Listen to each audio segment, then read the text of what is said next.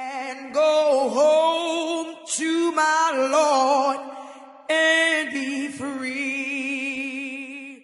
What's up, everybody? We are here in our show, Emancipate. I got used to saying that, man. I'm so used to saying bring the smoke, but we doing our show, Emancipate, and what we're doing is freeing your mind to help you be able to function financially, be able to function and bring wealth into your life, and just free you up to curate wealth. So we have today an expert, financial expert. We have Mr. John Brighton here from Opus Group. I'll let him kind of tell you his background. Yeah, thank you. Thank you for having me.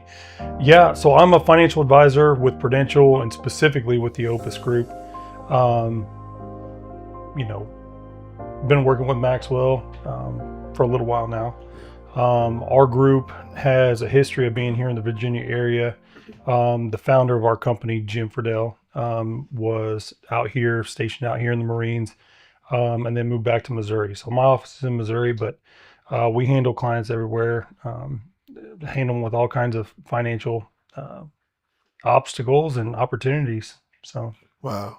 Well, I like him because he definitely, answers my call when I call. So if you want somebody who help you get your life together, that'd be great. So I think when I was a little younger, I was chilling, man. It didn't matter. Well, it did matter. But when I hit 50, I was like, hey, I just turned 50.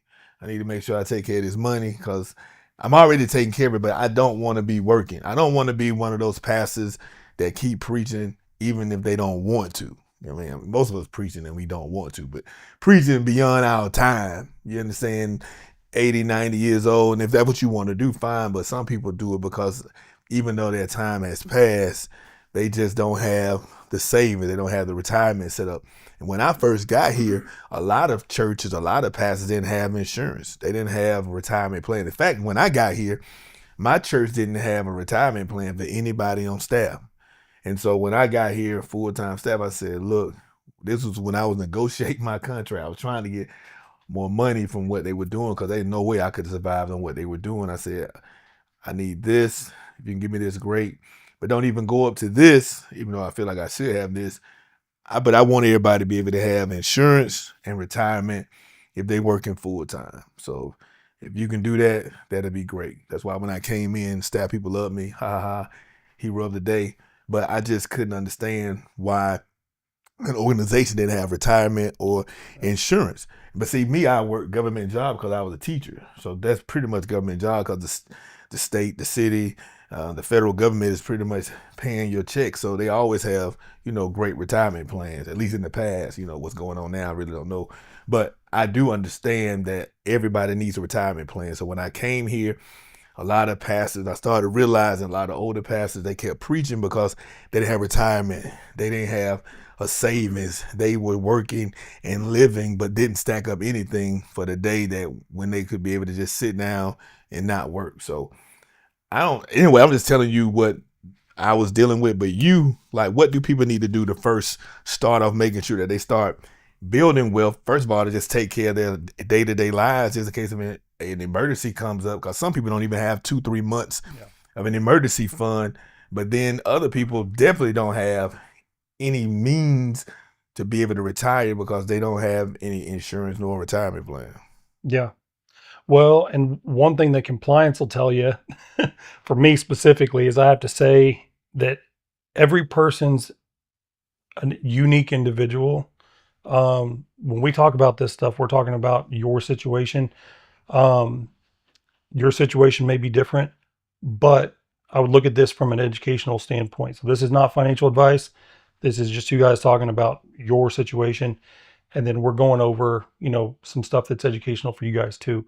But one of the things that I would say, leading right into it, is if you are living your day-to-day life and you don't have at least a couple months of expenses saved up, that needs to be step one. If something is to happen to you, and you don't have, or your spouse, and you don't have anything saved up, you're going to be in a world of hurt, and you're going to have to make rough financial decisions, not preferred financial decisions. So the first step of most every situation is to come up with an emergency fund. Now, step two of that, which you've got a brokerage account, so you've got your emergency fund that you can pull from if you need to, that's invested. You then have a retirement account through your employer, so the church. So with that, typically your employer is going to give you some options. If they don't offer a 401k plan or a retirement plan, then you're going to have to go outside of them into an IRA or something like that. But generally, in your employment contract, you're going to have some options. Now, with that, that's typically the second best place that you want to put it, because as you're investing, you're looking to try and get returns. One of the things with an employer sponsored plan is generally employers will offer a match. So if any advisor tells you, hey, I can guarantee you 100% return every year, they're lying to you. There's no way that you can do that. But if you say, hey, your employer, if you put in 4%, well, they'll match 4%. Well, that's 100% right off the bat that you gained. So you're leveraging your money to get more money that's going to grow over time. Now, once you've filled up that bucket up to the match, or even if you want to do a little bit more, you can look at retirement accounts outside of that. Now, there's limits on that, but that's kind of the next step. Then there's other options down the road, but that's a good starting point to start building wealth and giving yourself financial freedom to make better decisions if something is to happen. Wow. So I was trying to look up my stuff, man. So I can, here goes some of the stuff. So this is the thing with me. I know I need to, you all came, you and Jim were like, dude, you need to diversify some stuff. Stop just always doing real estate. And that's was my main bread and butter, because that's what I knew. And for when I came here, I didn't do real estate for a while anyway.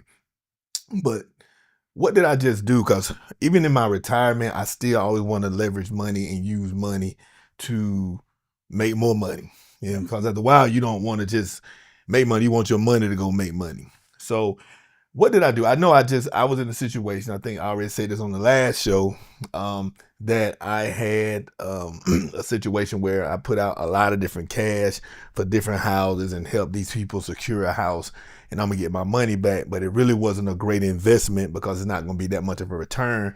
But it was just the pastor in me getting in the way of the real estate me. So the real estate me didn't like the situation. Pastor me was like, oh, the kingdom. But anyway, but at the end of the day, I was torn between two worlds. Yeah. But so I was like, look, man, I'm frantic. Hey, Brother John, I need to get some money. I need $100,000 so I can buy this house, or I'm gonna lose the $20,000 I put in for the deposit. What did I pull that from? Because I know you all, I be forgetting exactly what accounts they come from. But what did I do? Yeah.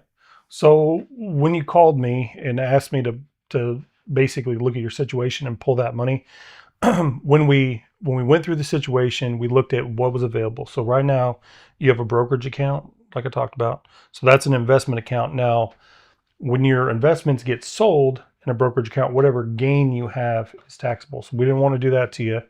So we were looking for something to mitigate the tax costs associated with getting you that money. So we did not want to pull it out of your retirement account. I won't say your age, but you're not over 59 and a half. so that didn't help me. Yeah. So I was going to say, with that, you would have to pay a 10%, you'd have to pay a 10% penalty if you're not over 59 and a half. So that would have been an even worse tax situation. Right. With you, one of the things that you did a while back is you got a cash value life insurance policy. So you got the cash value life insurance policy and you've been funding it. And you actually had enough cash value built up in your life insurance policy that you could actually take the 100,000 out of there, which is like taking a loan from yourself in this situation. Took the 100,000 out, put it into, your real estate deal to make sure that you were solvent and moving forward with it.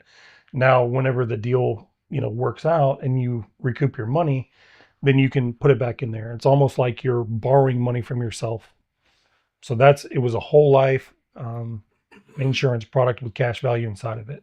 Wow. That was one of the things that we learned in our fully funded life when we was dealing with Joe Sangle. Life insurance, and some people don't understand the importance of it, because you can borrow money from your own self. So you don't have to get a loan from other people. You get a loan from yourself. But I always put mine back. In fact, I had just put it back. That's why I didn't want to take it out. But I don't even know why I took the other money out from him the last time. But he said, look, it'll be cleaner to do it this way. And boom. So this is the thing. I need to understand everything I have, because now I'm up that age. Like I said, I'm 50 years old now. So I want to know which I should have known anyway, but I trust them. But now, like, I trust y'all. I need to know where all this money at because I'm ready to start working soon. You understand? I ain't gonna quit New Beach Grove, but I ain't trying to stay here forever either. So I'm trying to get work to my place where I'm able to sit down and want to go on vacation and stuff. I used to go more when I was younger. Then I started passing. I just started getting caught up. So the day I stopped, I'm Lord willing, I live to 67. I work to 67 because I started at New Beach Grove 37. If I stay here, I stay to 67. But if I go, if New Beach Grove, send me where I go somewhere else, I might not try to work to 67 then. I'm trying to give New Beach Grove 30 years, and that's a generation, and go up into the sunset. But anyway, I was able to pull money from myself because I have financial advisors and they can help me to pull the right thing. Now, this is another question I have. Looks, man. So when you got businesses, first of all, you need to start a business because that's going to help you generate tax write-offs. And I'll tell you about that later. So I see you at Overflow. Well, this ain't going to be out by then, but the next Overflow we have, I promise you, is always going to be good. He's going to be teaching us February the 1st at 9 a.m. So maybe you missed it. Maybe you were there. But either way it goes, listen to this. Now, the Maxwell Realty, the brokerage account, right? You said, when do I have? Did I miss that window? Because I don't want to miss that window. Or did I miss that window of being able to pay myself for 2024? Yeah. So there was a opportunity to do a solo 401k, which basically is where when you have a company that only has, for you, it's just you on that one, you can basically max fund a 401k. Now, with that, the contribution limit for the employee side of it is up to 69,000. Now, there's some rules involved in that, but with that, you can make up a lot of ground, a lot more than putting 7 or 8,000 in an IRA, depending on your age. You can make up a lot more ground, and because of the way that it is set up, you're funding it with your business, so it actually reduces income to the business. So basically, now what? Now, if I wanted to get, all right, it's 2025. Mm-hmm. If I wanted to pay myself through my business to write off and pay myself or whatnot, to save money or whatnot, to tax shelter it, what date do I have to complete that by? So if you're an employee, if you're doing it as an employee, then I believe it was January. And I'll have to double check on this, but I think it was January 1st is like the first day that you can't do it. It needs to be in by the end of the year. Now, if you're doing it from the employer standpoint, you have till the end of January for the previous year. So January 31st, 2025, you could put in money for 2024 for your employee, which would be you in this case. Right. So you get, so basically, what's the day? If I get them money today, which probably won't register now, if I get them money today as an employer, I can write off money like as if I gave it in 2024, right? Yeah. Right. And so this is the thing. This is a great opportunity for you to learn because sometimes, you might get bonuses at the end of the year. You might get a bonus check from another job or another employer. And if you have your own business, you have up until the 31st of January the next year in order to pay your own self, tax shelter your money, and be able to save it at the same time. So say I had $50,000. I can put $50,000 in it, and I don't even get tax on it for that previous year because I put it in a tax shelter program and I paid myself, and I'm paying myself for retirement.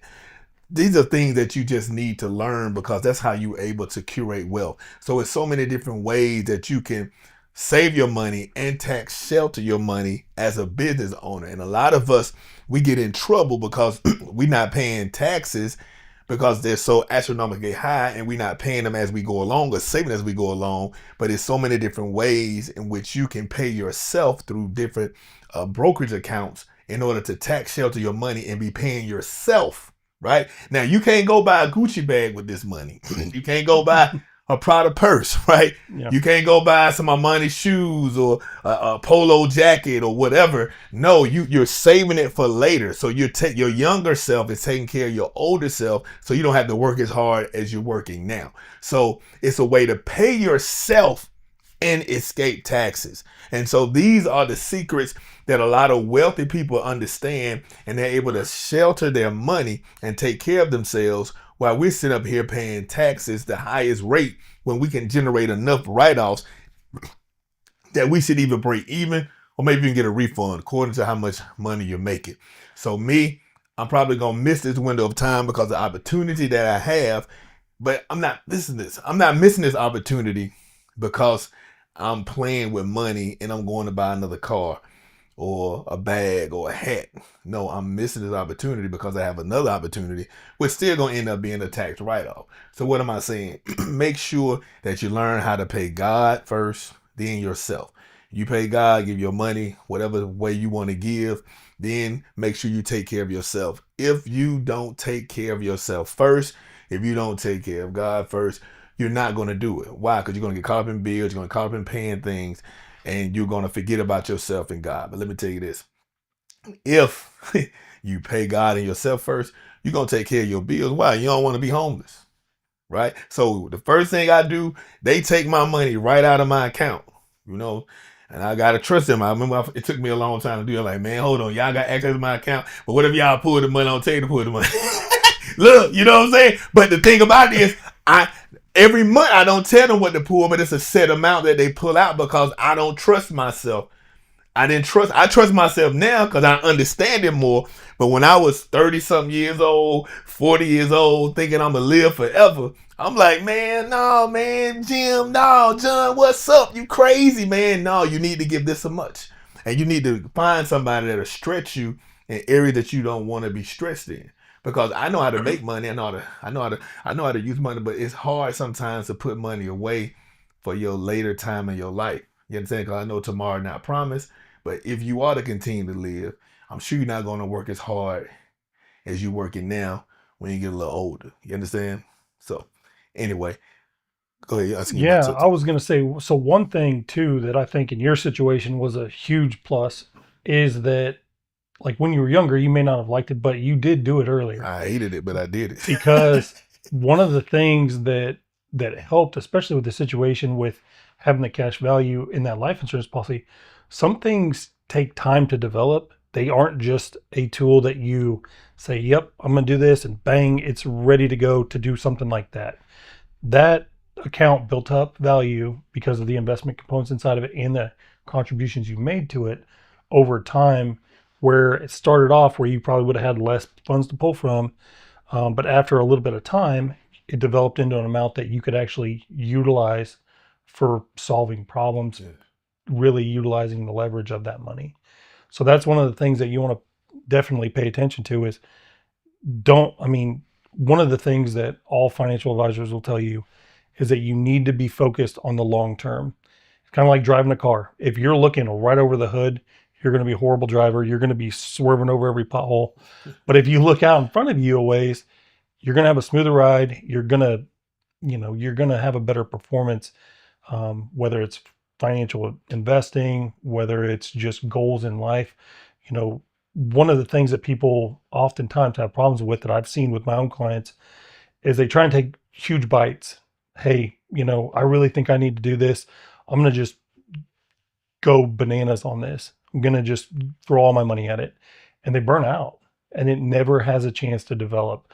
A lot of these tools, especially that one, is something that the more it develops, the stronger it's going to be for you. So that was one of the things I want to give you kudos for, because obviously. Well, I appreciate it.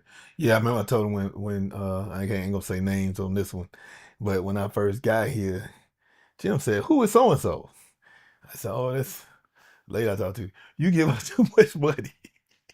He was like, "Dude, what? All your daggone money going over here." He was like, "I see this on every daggone bank thing." He was like, "Stop it." I was like, "Okay." I was like, "Hey, I'm gonna call him right now. I'm gonna just say what you telling me right now."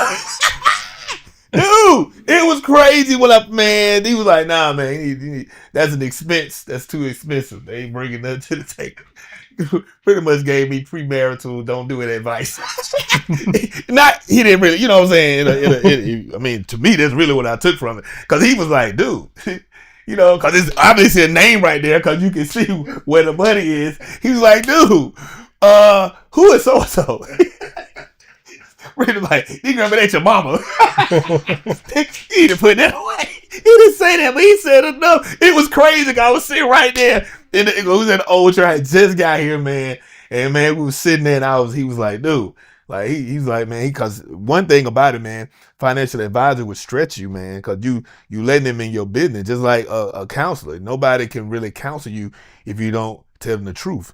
And the easy thing about financial people, the first thing they ask for is your bank statements and your spending habits and things that nature. So even if you don't write them down, they got your credit card statement. They have your bank. So if you could just have your whole life and hand it to the counselor, you probably be better off because they'll see everything that you do. They depend on you to tell them the truth. And if you don't tell them the truth, your mind not gonna get healed.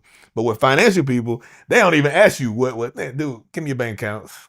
let me see the printouts. And they go through it and they really help you put your plan together. And me, I'm good with money, but I wasn't good in that area with money. You understand? And you got to understand what your weaknesses are. You know what I'm saying? Because the people you connect to, when you right, like people that ask me random stuff today, I'm not gonna even say it, but somebody asked me, oh, I need to do this because I need to make a sale of $1,000 and I need to make a sale now because I didn't sell anything that I'm supposed to sell, and I know you're gonna hire me in the future to do something else. Can you do that? And I'm like, and so I got to put boundaries up. You understand? Because I know that's my weakness. So me, like Pastor Maxwell has to stay away. We need Broker Maxwell every day. Cause Broker Maxwell be like, whatever. Pastor Maxwell is just too daggone nice, you know. We need the broker to step up more than the pastor. But when I do need Broker Maxwell, I call Judd. You know what I'm saying? Because I can call him or Jim or whatever, and they gonna make sure they tell me, man, don't put your money in this. But let me ask you this. So I know, because I know you can talk to me about me, you can't talk to the audience. This is about me asking him something about me. So stocks. I know y'all do with the 401k, you put things in stocks, but what would you advise me about stocks? Like, what should I do? Should I do any stocks, or do y'all invest in stocks for me, or what? Yeah. So especially in your retirement account, with the New Beach Grove, so that is all invested in mutual funds, stocks, stuff like that. So one of the things for you and for people out there, this is something you can say, or that I can say, but when you're looking at investing, you're looking at how much time do I have to invest this money? Because the stock market, as we've seen the last couple of years, there's some great years, and then there's years like 2022. It was, pretty bad. If you need to count on this money at a certain time, so like let's say it's retirement money. So at 67 is your goal. You're 50 now, so you got 17 years. So that's a pretty good amount of time.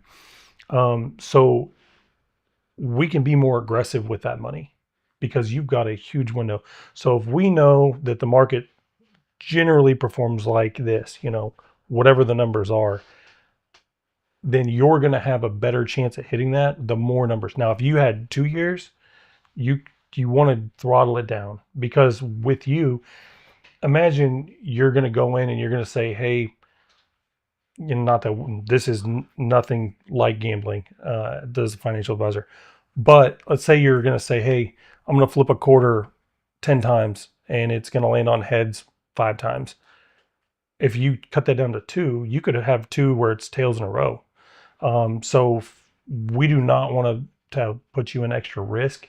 And you guys, the viewers, should not want to put yourself in extra risk. So when you have investment objectives, I would go through most financial companies, our company does, they have what's called a risk tolerance questionnaire. That risk tolerance questionnaire asks you questions about your lifestyle, says, hey, how long do you need this money? So for you, it'd be 17 years. For somebody else, it may be, 4 or 5 years. It's going to give you a score at the end. There's a bunch of different questions. Now, that's going to give you a good starting point to base your investments off of. You may be a shade more adventuresome and want a little bit more risk than that. or you may even throttle it down some. But that's a good place to start. What we do is we go in there and find you the opportunities inside of those areas that make the most sense for you. Sounds good. Yeah. So basically, you're going to do something that, tell the truth, tell the truth, and then they can be able to help you better. Because it definitely helped me. So all the years I invested when I first got here, 13 years. So it's 13 years, and I had enough money to borrow from myself to get out to buy a property with cash. You understand? Have enough cash to do hard money loans and loan out to other people. And if I do put myself in a bind with my cash money, I really don't put myself in a bind because I have money in those assets. So one thing you all taught me was, with me, Jim would say, man, you got too much cash in the bank. You need to put this money over here. And I think now banks, to be honest with you, like Wells Fargo, I didn't realize how much money I was yielding. The money I had in the bank, I was making $600 a month just by having the money in the bank, because they gave me a great interest rate because they saw the amount of money I was putting in there. And then when I took it, I guess they was fighting with Jim.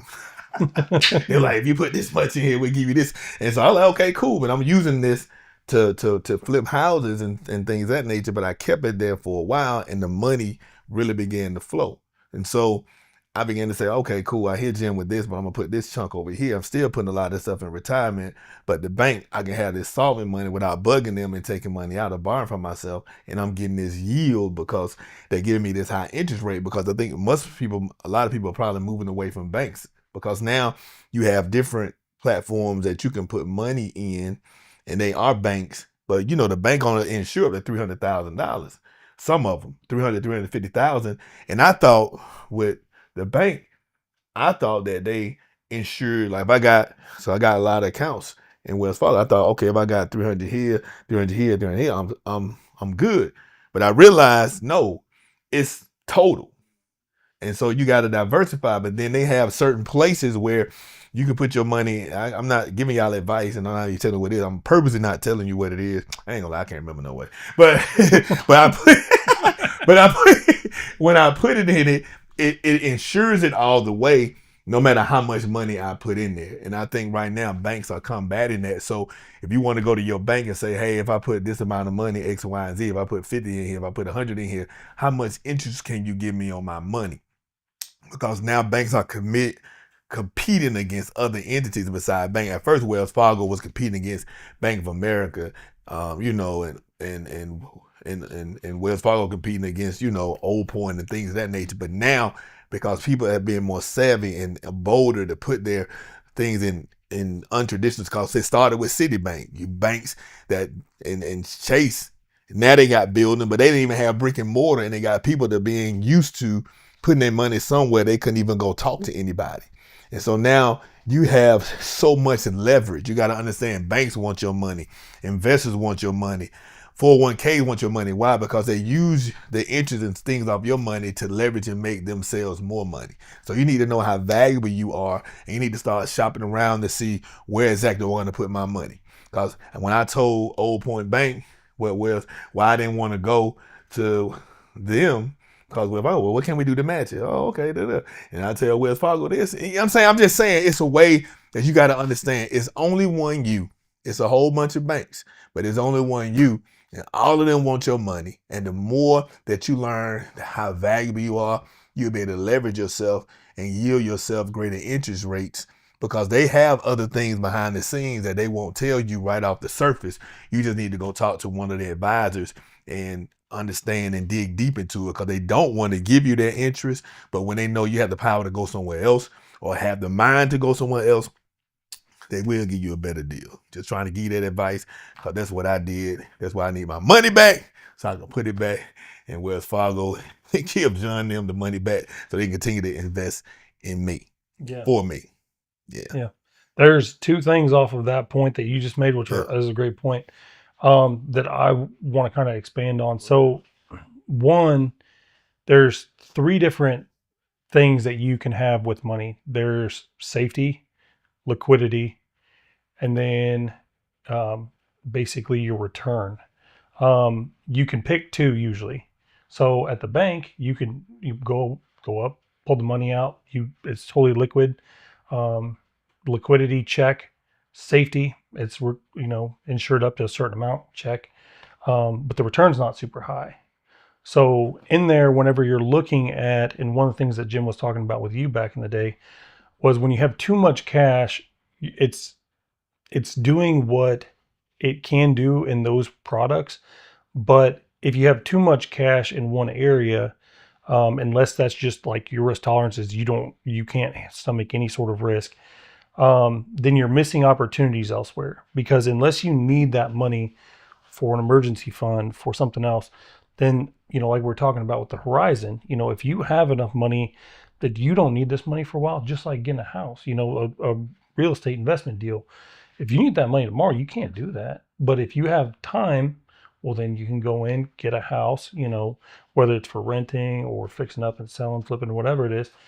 You now have opportunities to get a greater return for now the liquidity. Maybe you give that up. Safety, maybe that's a little bit more of a risky play. But at the end of the day, you've got to diversify across there. If you go all bank CDs or stuff like that, unless you just have a ton of money sitting in there, you're not going to be reaching your potential with what returns you could be getting, especially if it's not something that you need in the intermediate term or long-term future. Yeah. Especially retirement money, that's for sure. Right. See how he clapping back subtly. Y'all saw that. But no, so I need my liquidity and I need my safety. Yeah. And so that's why I keep a certain amount in my bank. But then I put my investment when I know how many houses I want to do at once. But then I stepped out and did a pastoral thing, which God gonna get the money back in his own way, because that's what God does when you help other people out. But the business side of me is like, dude, what are you doing? The kingdom side of me, like, you did a great deed. You know what I'm saying? So definitely. So I don't keep as much money as I used to have in the bank because of the advice, but I do keep enough in there. So if I need to buy a house, I can buy a house. But then when I make the money, boom, I dump the profits into my brokerage account or 401, whatever I got. Yeah. I got. You know what? I'm gonna just so I can know. I'm gonna read it because he gave me notes. I wrote. I lost the daggone thing. So he's got a brokerage account. Yep, I sure do. So brokerage account is a non-retirement account. So the brokerage account is something you could put money into. So you do a deal on real estate. Yeah. You can take the money, put it in a brokerage account. It'll be invested. Obviously, if there's gains and stuff, if you go to pull it out, you'll pay, taxes on the gains. But that is a one account that you do have. Then so my brokerage account is my 401k account. No. So you have that's a non-retirement account. Then you have a retirement account. So there's two separate accounts that you have. I got two separate accounts with Maxwell Realty. Well, the Maxwell Realty one is the 401k. So my brokerage account, not even my Maxwell Realty. Yeah, it's separate. Get out of here. I don't even know what I got. Yeah, so there's a brokerage account. Then you have a... So when you say brokerage account, I'm thinking about real estate broker, but you talking about something totally different. No, so a brokerage account... I don't know what my money... I've got you covered, buddy. I don't even know, dude. The whole time I'm thinking my brokerage account is my Maxwell Realty broker account. All right, so dude, I hope I ain't... Yeah. Go ahead, man. What's the brokerage account? So the brokerage account is cash that you have in an account that's invested. Then you have the Maxwell account is the retirement account. So you have one non-retirement account, which you could, so there's no tax penalty in pulling anything out of that early. Then you have the retirement account. So obviously you're not 59 and a half yet. So if you pull something out, you're going to pay 10% penalty on top of the taxes, but you have that growing tax deferred. So if you say, hey, I want to buy into this particular stock, whether it's Tesla or Nvidia or I want to go into this more aggressive mutual fund, whatever it is.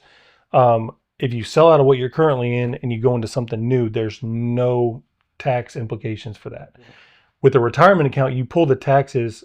So whenever you say, hey, I'm retired, I'm going to go ahead and take some withdrawals out of this. Let's say you take out $50,000 one year. when you pull that money out, that's when it's going to have tax consequences. Now, unless it was like a Roth, which yours isn't. But so for a retirement account, it's tax deferred. So a brokerage account is taxable. It's a taxable account. But if you buy it and you buy into certain stocks or whatever, and you keep it in there, you don't realize the gain until you actually sell it. So there's a couple different things. So you have the brokerage account, which is non-retirement. Then you have the retirement account, which is the Maxwell account, the 401k. That's the one I was talking about. I got 5 different accounts, right? Yeah. I got 5 different accounts. Y'all look, don't do like me. Know where your money at. Cause they could be stealing from me and I don't even know it. I know they're not, but I'm just saying. Legally, we would never do that. I know that. I'm just saying. Look, I'm making him nervous on the way. This guy. Yeah. We have compliance. They watch us. I know. Yeah, watch it. He's in compliance. It's just me, so don't worry about it. But no, seriously. So you definitely need to diversify. So I have 5 different 5 different whatever accounts. Where money is being saved, tax deferred, where I don't touch it. It goes out. I might borrow from it. So I have 5 different streams. Then I still have my savings account, my checking account, my other businesses. So I have diversified ways in which I take care or shelter or hide or save, whatever you want to call it, invest my money. And that's what you need to do. So I need you. I know a lot of you all will be there, but I need you all to understand you need to start coming to these workshops to make sure that you're able to learn how to take care of your money so you can take care of yourself, your kids, your kids' kids, your kids' kids' kids. The Bible says you are worse than an infidel if you're not able to build wealth for your children. So we don't want you living check to check for the rest of your life because we need you to build wealth to not only take care of you, but to take care of your family. We're going to let the John close us out and give us some last words and some advice, I guess, to me, because I don't know if he can talk to you, so he can tell me what he thinks, and then you can use that knowledge to help yourself. Yeah, I think one of the things that you touched on there is creating a legacy, whether that's a legacy for the next generation or a legacy for your community. By putting your best foot forward and doing what you can do, whatever that is. Everybody's situation is different. But if you're not trying to maximize what you're able to do, then there's really nobody to blame but yourself. There's options out there. You've got some great, classes, opportunities for people to develop. There's people like me out there as well. So like I'm there if you need, to talk to somebody about stuff like that. I'm there for you.